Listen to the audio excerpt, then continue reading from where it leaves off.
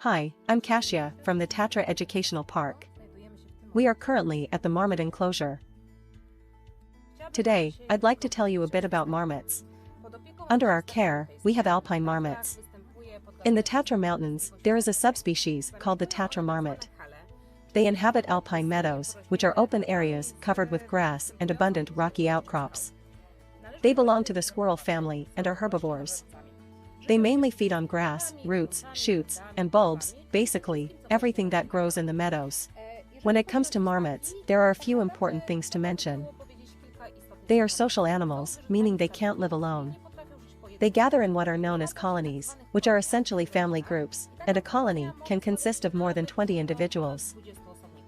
The dominant pair within the colony is the alpha male and female. As for their behaviors, being social animals, they perform most of their daily activities together as a group.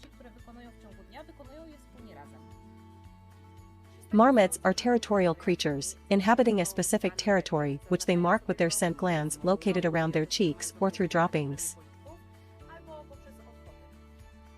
Marmots aren't active throughout the entire year. They have two main periods. One from spring to autumn, during which their primary tasks are raising young and accumulating sufficient fat reserves. These reserves are crucial for the second significant period in their lives, the fall to spring period, when they enter a state of hibernation. During hibernation, their body temperature drops drastically. At present, it's around 38 degrees, whereas during hibernation, it drops to just a few degrees. This can be between 3 and 5 degrees Celsius, accompanied by a significant decrease in heart rate.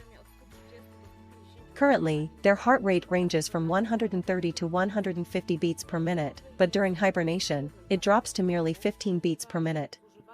This winter sleep is a challenging time for marmots as they consume a substantial amount of their fat reserves. The loss of body mass during winter can be as much as 2/3 of their total body weight. In our case, they hibernate slightly shorter, around 5 months, and the drop in body mass is about 50%. The marmots you'll encounter at the Tatra Educational Park are captive animals.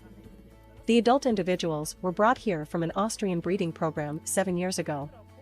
This year marks the 4th generation of young marmots. Unlike wild animals, we can't release our marmots into natural conditions. They must stay with us until the end of their lives. The Tatra marmot, found on both the Polish and Slovak sides of the mountains, is a species strictly protected by law. Its population is still very small. It's estimated that there are between 350 and 450 individuals on the Polish side and a bit more on the Slovak side. It's listed in the red list of threatened species, and consequently, it's not subject to breeding programs.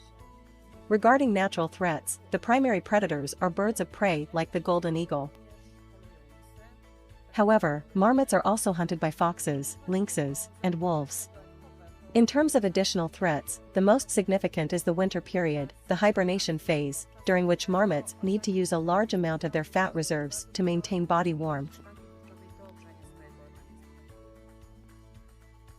That's all from me for now. If you're interested in expanding your knowledge about marmots, we invite you to attend our lectures at the Tatra Educational Park. We encourage you to participate in these educational sessions. Of course, we're most eager to answer any questions during that time. However, if you have any questions now, feel free to ask them in the comments. Ważniejszy troszkę. Tutaj nie w palec. Jeszcze delikatnie bierzemy.